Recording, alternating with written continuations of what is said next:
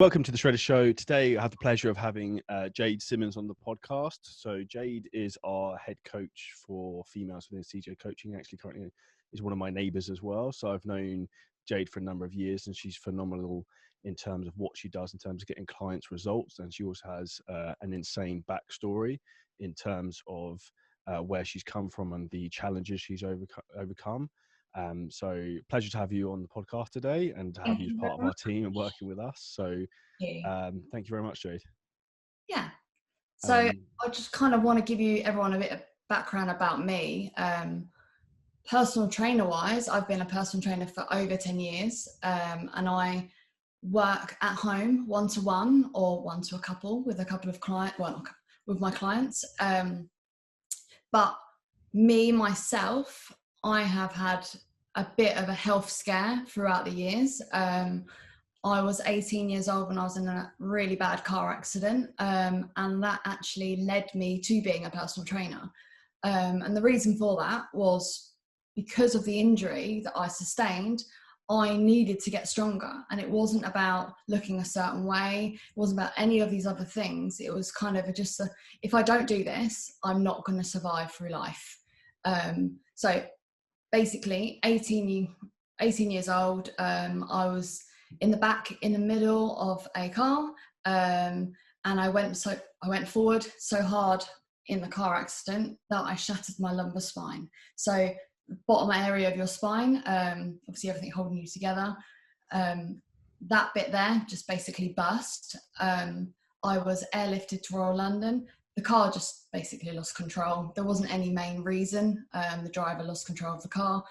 That was there. But so I was airlifted to Royal London. I had a 6 to 8 hour operation on my spine. I was resuscitated in total 3 times. I was paralysed on my left side of my body from the brain injury that I sustained. I had bruising, blood clots and bleeding in my brain where I had to have a brain probe. Through all them things, I was in intensive care, and I was sedated. So I was made unconscious because of my injuries were very severe, and it was all to monitor the bleeding in my brain. So it wasn't just about my back injury. For me, it was about the fact that my left side wasn't working. They thought at first that my whole body from head down was paralysed. My face had dropped, everything. So I looked like I had a stroke, which is hard to kind of believe when you see me now and you go, wait a minute, that doesn't make sense. But it's such a big thing at the time. So I was in hospital for a long period of time, was taken from one hospital to another. I had a tracheostomy, you name it, I've had it. I had symptoms of a heart attack, where they tried to take me round from being unconscious. How long were you in hospital in total from like going into coming out? So I think it was about 3.5 months, but they were trying to release me to go to the Queen Elizabeth Foundation, which is like a brain unit for people that have been in horrific accidents, but there wasn't a spot and I didn't have enough funding and stuff like that. So I was released on 24-hour care to my nan and granddad. Because my nan and granddad were quite young, they were able to look after me. So after 3.5 months, I actually walked out of hospital, but I was given a wheelchair. I could only walk a very select few steps on my own without holding on to walls and surfaces. The pain was excruciating in my back all the time.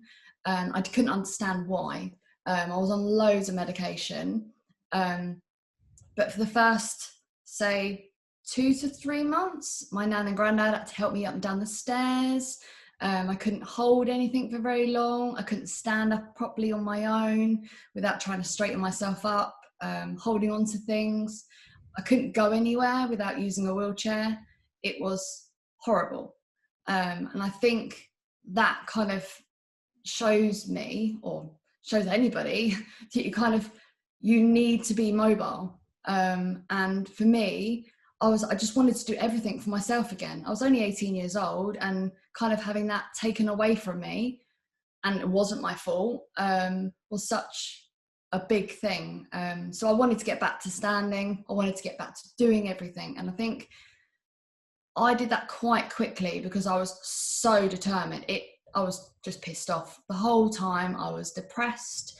I was anxious that I wasn't be able to do anything ever again. That I would say, like, after 4 or 5 months, I started going out with Dan, my husband, boyfriend at the time, and going and doing a lot more things for myself, in a wheelchair still. And then I started volunteering at local, it's called the YMCA actually, and I started just getting out and just doing things, and from there I started the gym. So that was kind of my big thing. I had counselling at the time, and my counsellor was like, look, you need to start going to the gym because you're so weak. You feel that is my main thing. I was so scared that I wasn't even able to make a cup of tea. Like, to not be able to go into the kitchen and pick the kettle up without feeling like you have to hold on to anything. It was horrible, absolutely horrible. So I started going to the gym. And the gym I went to was specialists for people with disabilities. And they kind of said, don't do this, don't do that, be careful, or you need to be careful of that. And the hospital, I was having hospital visits, well, every other day. I had hydrotherapy, physiotherapy, occupational therapy. I had people teaching me how to make food again. I had people teaching me how to make phone calls again, people teaching me how to read and write again. You name it, it was happening. But I wanted it to happen. Like, I was just like, give me it all, give me, I want to do this, I want to do that. So then I started going in the gym, and everyone was like, well, you can't do this, you can't do that. And I didn't listen, basically. I started trying to lift lots and lots of weight. I say lots of weight, like lift 1 or 2 of the weight stack. And then from there, I just got addicted. I couldn't understand how I couldn't live without going in the gym, because it made me so strong. It made me be able to lift the kettle up. It made me be able to go in there and make my own toast, open the fridge up, get the cups out, like really, really simple things, be able to wash my own hair. Just, it sounds really silly to a lot of people, but it makes me quite emotional, because I think, well, I wasn't able to wash my own hair until I went to the gym. And it's not about the gym, it's about the fact that I was able to go there, motivate myself, and try and build some muscle. Like, I lost so much weight in hospital. When I went into hospital, I was 8 stone 13, apparently, roughly. I can't actually remember. And I lost loads and loads of weight because I was drip fed through a tube up my nose. And when I left hospital, this was like after weeks of having loads of food, I was only 6 stone 13. Obviously, you have to work that in kilos, but that's all I can think back to. And what do you weigh now, for context? So I weigh 57 kilos. So that's just under 9 stone, I think. Because I now do it in kilos. But I went up. So this is where it was weird. So after the car accident, I came out 6 stone 13. And I went, I need to get stronger. I need to get bigger. I looked like a bag of bones. I really, really did. Nothing fitted me anymore. I had no chest. I had nothing. And I just looked ill. And that was, I had no muscle. I had nothing. So I went probably up to about 9 stone 5 at the time. So like 62, 63 kilos or something. And I put on a hell of a lot of weight. I was like a size 10 to 12. And compared to when I came out of hospital, my size 6 jeans wouldn't fit me. Size 10 to 12. I didn't think I looked bad at all. I just kind of like, I put on lots of weight. And then I started going to the gym and I started getting stronger. And then I started losing the weight. And it wasn't the fact that I was trying to lose the weight. It's just obviously my metabolism had changed because I was in hospital and I had no food. I came out of hospital and I wanted to eat everything to try and get strong. But I still was eating everything. But because I was lifting more weights and all I wanted to do was go into the gym and lift weights, that's just like nothing major, doing some shoulder press machine, doing the leg press machine, stuff like that. My metabolism obviously spiked quite high, which was great. But throughout my journey, I've lost and gained weight, I would say loads of times, but never too much. I've gone from like 65 kilos back down to like 55 kilos, but my shape has changed dramatically. So I would say at the moment I'm like a size 6 to 8 in clothes. That's like an extra small. But when I came out of hospital, I'd gone all the way up to 10 or 12, and I probably was only around 9 stone, 9.5 stone, but it was all about the muscle, the fact that I didn't have any muscle. So I put it all on as fat, and then I lost it all and I gained it as muscle. So now my physique is tighter, smaller, but I might weigh a little bit more than what I started at. Was there a breaking point for you where you suddenly, in your recovery process, like things just clicked and your strength suddenly started to bounce back? Do you know what? I think this is really, really strange, but when I started going to the gym, there was a lady of MS, and she was on crutches. And my aim in my head was go, wow, I want to be like her, because she was working 5 days a week. She had MS, and that was my dream. And then when she was like, oh my God, you've come on so well, Jade. And I hadn't quite realized how well I'd got. And it was when she said to me how well and how impressed she was with me and how motivating I made her feel, that just changed my whole outlook. I was like, wow, I want to do this with everyone. I want to make everyone impressed. I want to kind of go, yeah, I'm strong again. I can do it again. And do you think that's what led you into wanting to train people? Yeah, so she did it basically. She said, right, well, we're going to fund for you to get your level 2. She'll then, when she done my funding, she then got me an apprenticeship to get a year's apprenticeships thing to be a personal trainer. So she basically did it all. She said, look, I love what you do. I love how you are around people. Can you come and help me and volunteer at my MS classes? And I absolutely loved it. And that just changed my whole perspective. I was like, wow, I want to do this.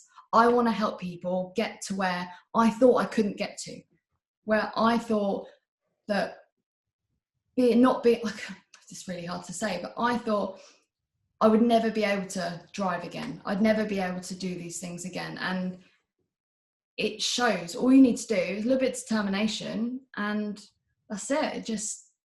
It's interesting you say that, because I think the relation of that, obviously this is a different scenario in terms of people, like I think a lot of people set glass ceilings for themselves, so that makes sense. Yeah. They don't believe they can do things.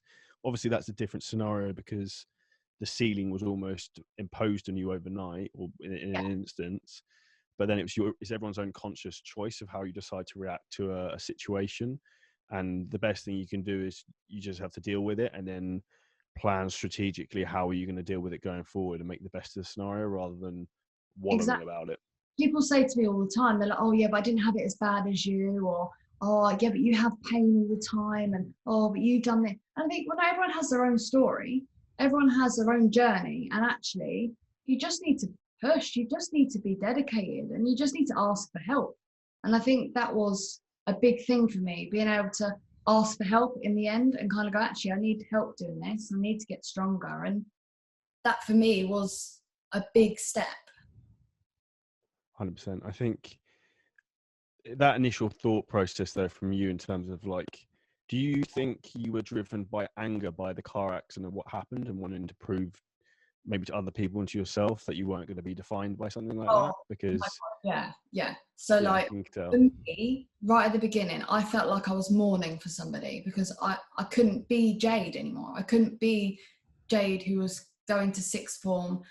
I couldn't be Jade that was driving her car. I couldn't do any of the things that I could do. I couldn't read and write properly. I couldn't understand sentences. I kept saying the wrong thing. I was emotional. And I was like, oh my God, I'm so angry. I was so pissed off that this has been taken away from me. And I can't even remember what I was like beforehand. It was like a mental block. And for me, I kind of, no, I'm going to do it. I'm still going to do this. And when people were like saying to me, oh, you can't do that. And I was like, I can, and I will. And that was just my whole thing, is I needed to be perfect. I needed to do it. I needed to be able to prove everyone that I could walk around Asda on my own. I don't need my yellow wheelchair anymore.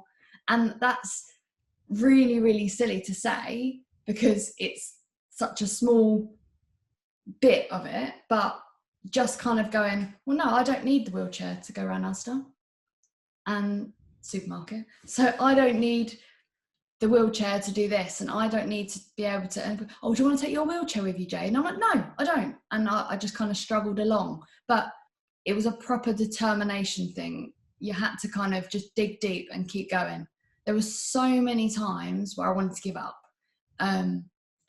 Dan obviously has been there with me the whole time, and he was my rock. He really, really was everything.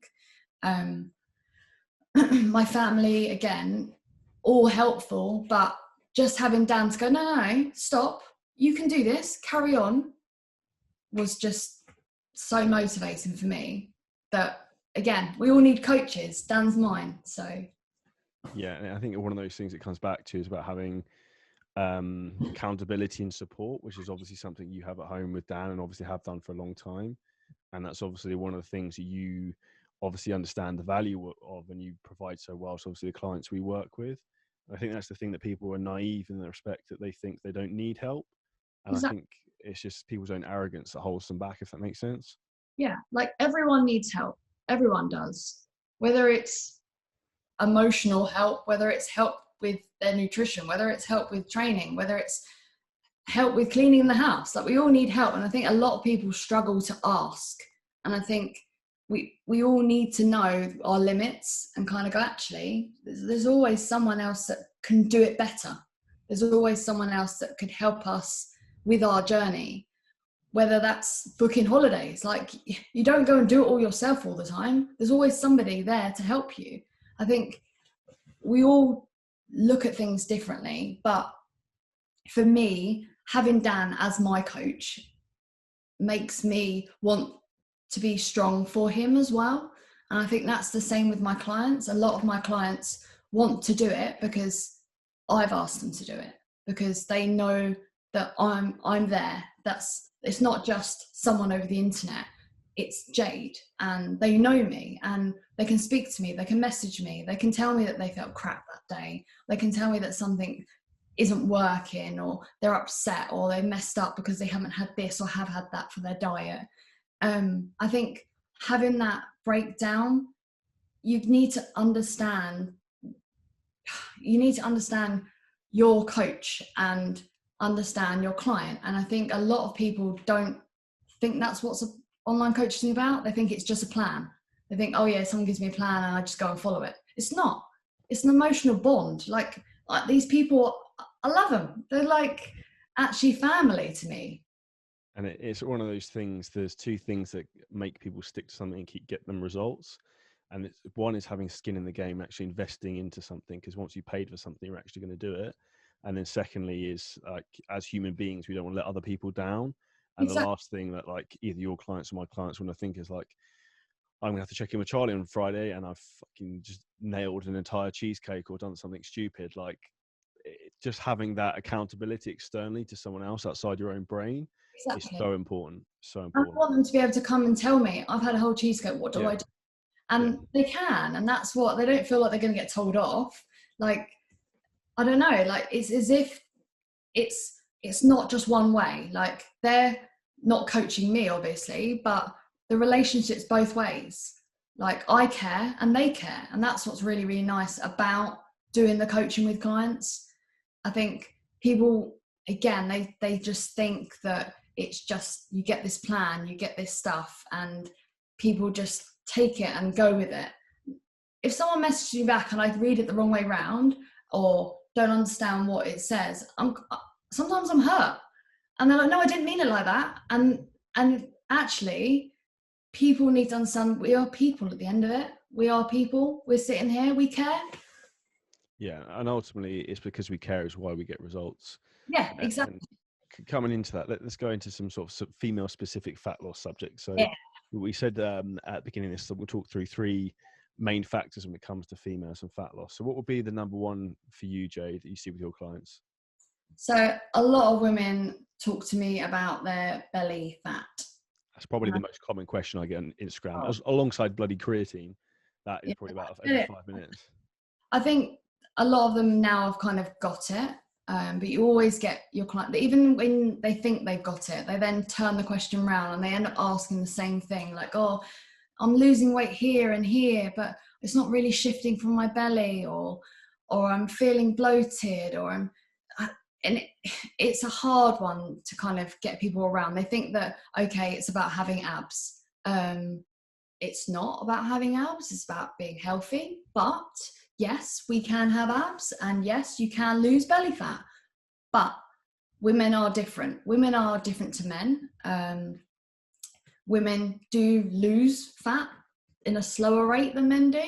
I think we don't need to say about genetics, but we aren't small men, as people say. We can go into the gym and yeah, we can lift weights, but we're not going to look like men. And again, when it comes to belly fat, it's all about genetics. It's about your stress levels. It's about your age, the sex. Again, as we said, like if you are a female and you hold weight around your stomach, then you're most likely always going to hold weight around your stomach. But we can make that smaller. It again is all about diet and exercise and just being logical. People need to understand that if you aren't having a good diet and you are drinking too much alcohol, you will see it on your stomach. And I think I'm going to give a great example of this. So I don't mean to pick on the general public, but I was dumbfounded by the stupidity of this. So I was at the viewpoint, where we live on top of Reigate Hill. There's that coffee thing. yeah. So I like to walk there, and it's about, I don't know, half an hour walk to get there. And we were there like getting a coffee, and I overheard this guy's conversation, and he was like, "Oh yeah, I'm starting so and so told me to do a low carb diet to lose weight." And I just looked over, and the guy was like, I don't know, 20 stone maybe. His body fat must have been like 40-50%. Like he was very obese. And whilst he was saying that, he was basically inhaling a sausage roll and then necking like a liter of orange juice. And I was like, and then he was talking about how he needs to get his heart rate up at the gym and doing exercise. And I'm like, this is fundamentally the problem, is that people are, they say they're doing these things, but then their actions are completely against that. And they're setting themselves up for sabotage because they're worrying too much about like trying to get that heart rate up and doing like a low carb diet, which is going to be extreme, instead of just essentially cutting out the crap of sausage rolls and a liter of orange juice. And that's what frustrates me greatly, because I just see it all the time. And I wanted to go over there and like say something, but I know you have to hold your breath. yeah, it's not worth it sometimes. I get the same thing. It's like whenever you go out for a meal at a restaurant with a group of people or just me and Dan, there will always be a conversation somewhere about, oh, I need to lose weight, I need to start a diet, or what do you think? So many people have opinions. Like, it's just incredible. And this whole... What was that saying? Like, opinions like arseholes, everyone's got one. Yeah, exactly. And you kind of people need to understand that carbs aren't bad. Yes, as you get older, women, if they have too many carbs, you will notice it around their stomach. But the same thing, if you have too much alcohol, you will notice it around your stomach. If you have too much food, you will notice it around your stomach. It's not the carb, it's the amount you're having. Yeah, and the amount of calories. Exactly. And it doesn't even matter if it's a carb or if it's a protein, it's the amount. And yes, I've got a lot of older clients that do struggle when they start eating carbs. They want more carbs, which means they get bigger. Like, it's just what happens. And during our hormones, women crave certain things. And we end up tending to crave carbs, whether it's sugary carbs and sugar and chocolate and stuff, or whether it's we want salty things. Like, women get stuck into this rut of going, okay, well, let's go low carb. And actually, that's probably the worst thing for them, because cutting out carbs completely, yes, maybe you've lost 3 stone from it. Great, fantastic. But when you go out for a pizza next Friday, what's going to happen? 3 stone. How does that work? From one pizza? No, it's not. It's the water retention from the carbohydrates. And I think people misinterpret what they should be doing when you say cutting calories. Again, as I said, Women are different. We probably need to eat less. But if you start moving more and you start lifting more weights, you can eat more. Like, for example, like my calories are really high. And it's not because I'm trying to gain weight. It's just because I can eat a lot of food because I lift a lot of weights. Like I go to the gym, I work hard, I move a lot. I do between 12 and 20,000 steps a day. I train for an hour and a half to 2 hours, 5 times a week. And I'm allowed to eat 2,500 to 2,700 calories without gaining weight. That's just because my metabolism is high and I'm a go, go, go person. But for a lot of women, that isn't the case. And when they start dieting, they cut too low. And when they cut too low, you're only in one place. You're only going to go down. And this is the worry, is that people that cut their calories too low then need to cut their calories again and then cut their calories again. And actually, that's where the 1,000-calorie diet comes in. And that's not healthy. And the problem with women is that it will lead to you gaining belly fat because you'll eat a load one day and you'll gain it around your stomach. It's just one of them things. And the reality is as well, like the female body and like hormonal system isn't as bulletproof as a male one. So the best example of this is you see girls do bikini competitions and it's almost like a sick twisted game of who can starve themselves the most. Yeah, and they end up in like 700-800 grams of calories, 700-800 calories a day. Some of them doing like 2 hours of cardio, and it's moronic. And then afterwards, that you just see them balloon up like crazy. And the same thing with guys, they might end up go down to say 1,500, but you'll see that they don't tend to have such a heavy rebound as bad backwards because their hormonal profile allows them to basically almost like fix themselves quicker, whereas women don't seem to have that leeway, which I think is even more reason why women need to be aware of not trying to run before you can walk and jump a gun. Exactly. Like you can't ignore the fact that men are different to women and we do burn and hold fat in different ways, but we can lose the fat. And I think with the whole, let's stand on stage, let's look a certain way, who are you doing it for? This is the question. And I'm not saying that they can't stand on stage. I've got clients that like that. I've got clients that love the fact that they can see their abs, or they're going to see their abs, or they want to stand on stage. Great, absolutely fantastic. It's a great goal. It's great for you. But for me, long term, I'm looking for your future. I care. So I want to coach you to be healthy, as well as lose weight, as well as hit your strength goals, as well as hit personal goals, whether that is to stand on stage. But I don't want you in an 800 calorie a day diet. That is just insane. And I think people need to kind of get past the thinking that if I look a certain way, I'll be happy. You won't. If you have coaching, if you are shown the right direction, if you ask the right questions, you then will be happy. And in 20 years' time, you won't look back and go, oh, remember that time I stood on stage and I felt like I was going to pass out. You're going to remember that time when I learned how to do this in the gym. It's just comparison. It's silly. People need to learn to take more reward from how you feel and how you perform and how you look, because the sick, twisted reality is that no matter how you look, you'll never be happy. Yeah. Like you always want more. I know that I look good. I know I do. I'm not stuck up in any way. I don't look bad. I haven't got a nice big bum. My bum's quite small. My legs are quite small. I'm quite muscly on the top than I am on the bottom.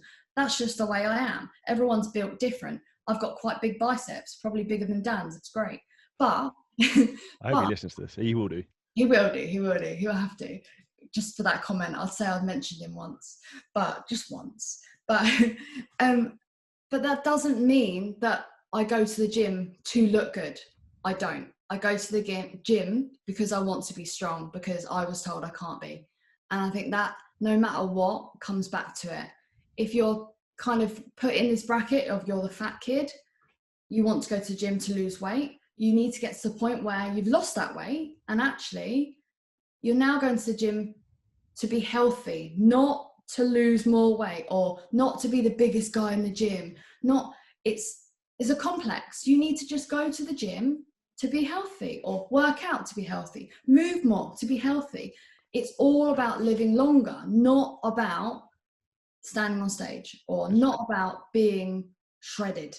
It's also about learning to run your own race, because no matter how big or strong you are or how great you are, there's always someone bigger and better. Exactly. And that's just the reality. And that's great, and it's fantastic, because you've always got people to look up to, and it's kind of go, wow, look at what he did, look what she did, or look at her staying on stage. Fantastic. But we've all got our own journey, and I think people kind of limit themselves because they go, I want to look like that, or I want to do that, or I want to do that. Yeah, it's great to have dreams and aspirations, but we want to live longer, and I think that's needs to be a lot of people's end range goal, is to say, actually, I want to be a better me rather than just be a smaller me, or rather than just lose the belly fat. If you were big and if you've gained a lot of weight, you will have loose skin. And the issue is, if you've got loose skin around your stomach, it's going to take a hell of a long time to get rid of that area. And probably when you have that one bad meal, it's going to get big again. And Dan wasn't the smallest person. He was quite big. And he's never really going to have a visible six pack, because he will always have that loose bit of skin over the top. He'll have the outlines of a six pack, but he might not be stage ready because he was big. He was a big guy. He gained lots of weight, and not in the nice places. And I love him no matter what. It doesn't matter whether he was big or whether he was small. But if someone said to him, oh, you have to get abs, I don't think he could.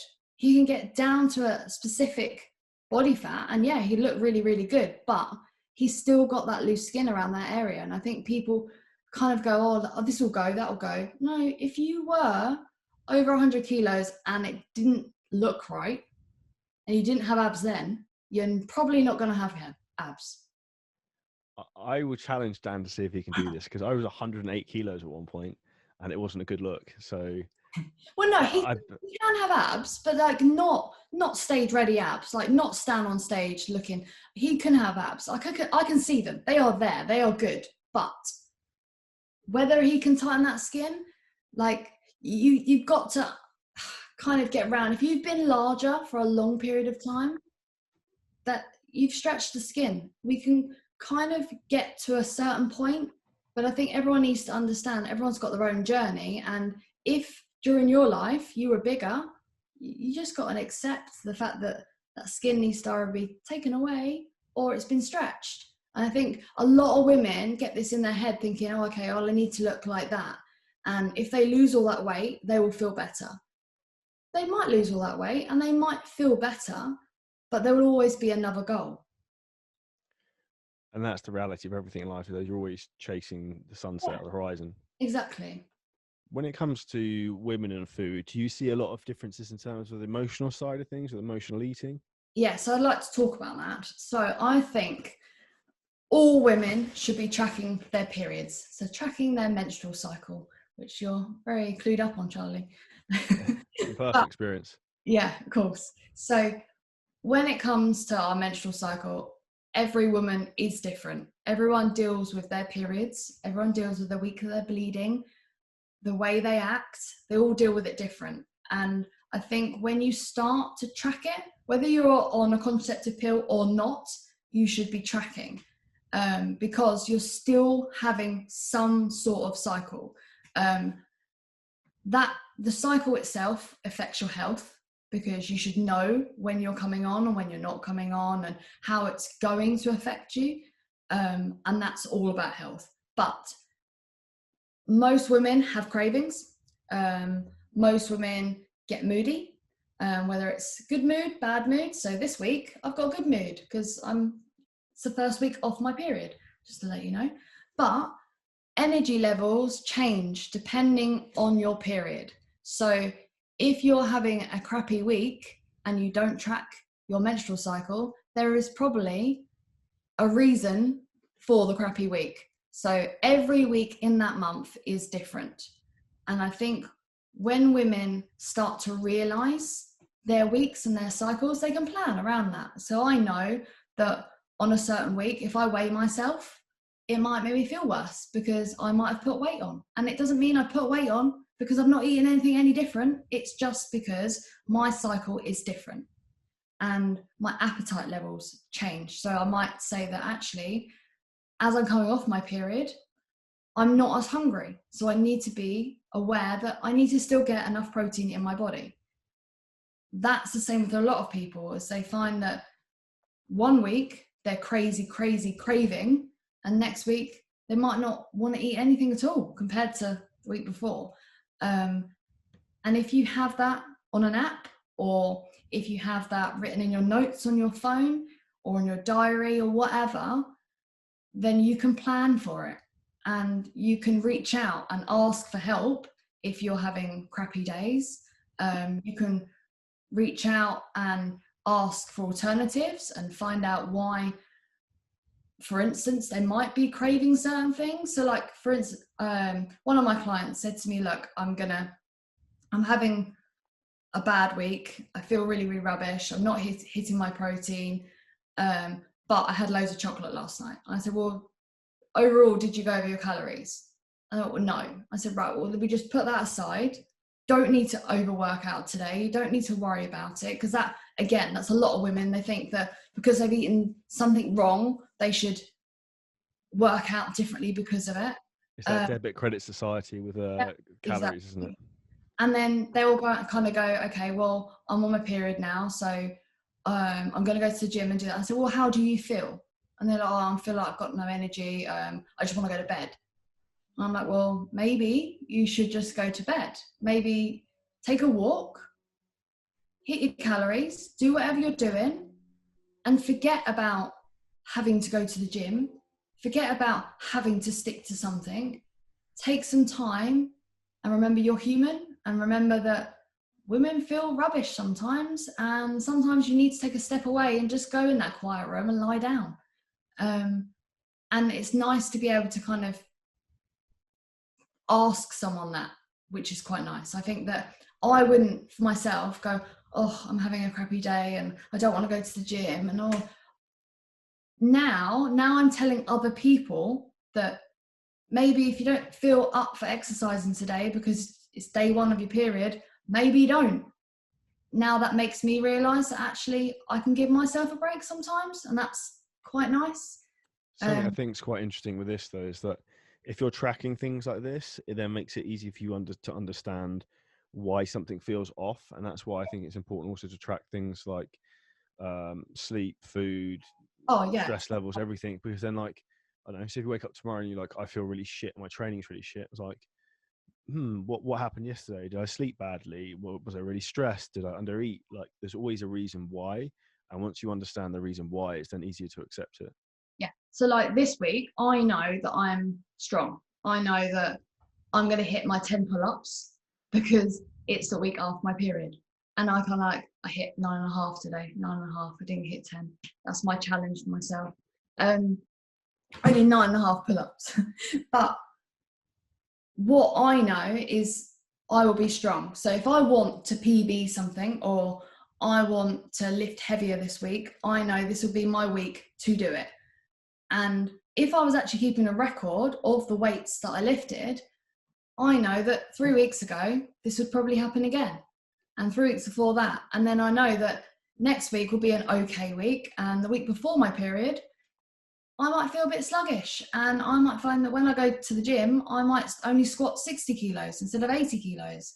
Because that's just how women's bodies work. And I think when you're writing it down and then you kind of go back to that and you go, oh, that was really rubbish. But then if you look at the dates, you kind of go, actually, it was rubbish because of my hormones. It wasn't rubbish because I'm rubbish, and it wasn't rubbish because I can't do things right. It was just rubbish because of hormones. And women have too many hormones. And I think if they can understand that, they can balance out their energies and probably build better workouts. because they can kind of go, actually, well, this exercise isn't going to work for me today because I'm going to feel rubbish afterwards. So stop it. Or maybe swapping days around, stuff like that. And I think, even just reducing the weight. yeah, exactly. Like, everyone needs to understand that you're going to be different. You're going to feel different on different weeks. And motivation will only come when you accept that, because otherwise you're just going to be feeling crap.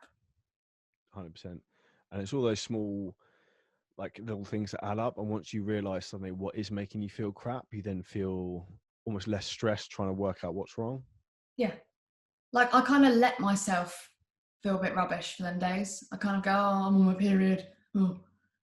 And like, it feels fine. And then sometimes I have my clients that come in one-to-one and I just look at them and I go, what's wrong? And they go, oh, come on my period. And you're like, oh, okay. And I have to change the session, because some women, it really affects them. Other women just want to kind of chuck things about and start getting a ball out and slamming it on the floor.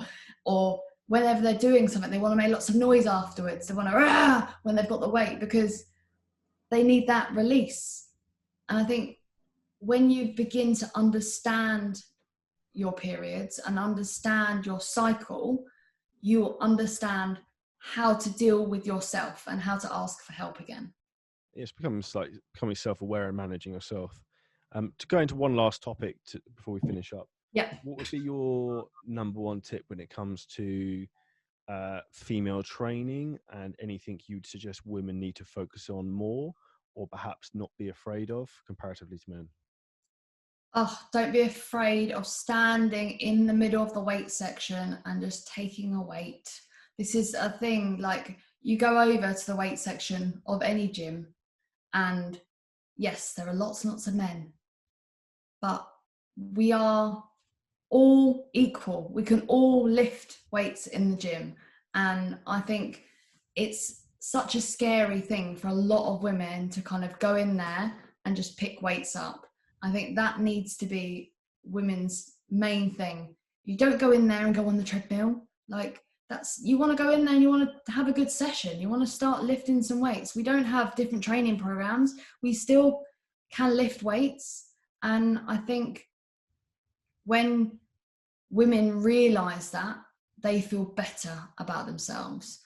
I think when I go to the gym, when I go over and lift up a weight that someone's doing a warm up on, and I start doing it as well, and I can do more, I'm like, yeah, great. And it really, really makes me feel strong. That's it. And when you feel strong,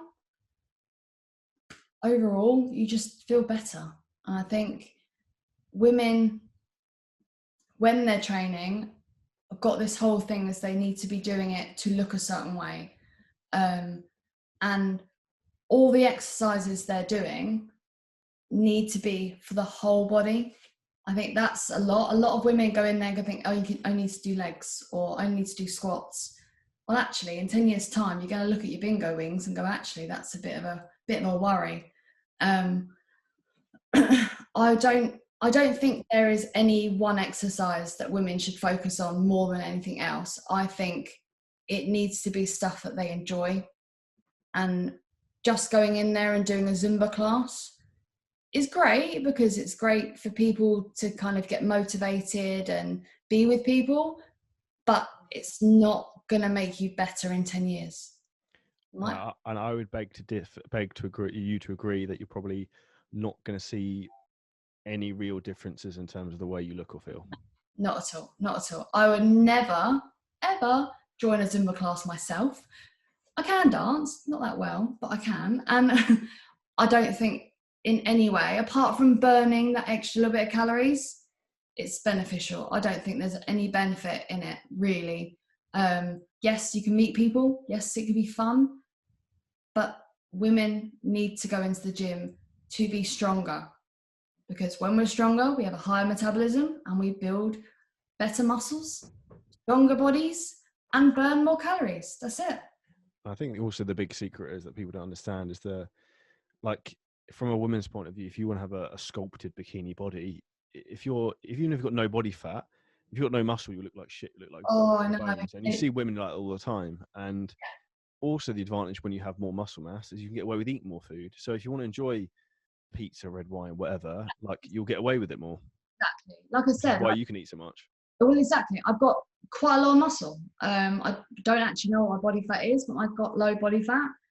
Not low to the point where I'm unhealthy, sorry. But when it comes to being able to eat a lot, I can eat a lot because I've got more muscle. And I think, as you just said, like women get into this rut of going, oh, I'm only doing this, I'm only doing that when they're going into the gym. And we need to build metabolism. So we need to build muscle. Women hold fat different, as I said, from all the conversation, because we are meant to have babies. So I think if you kind of understand, if you've had children, your metabolism will be different as well. But you still need to go into the gym and lift weights. You still need to train hard. You still can give it as much as any man can give it in the gym, or even better, because we look better.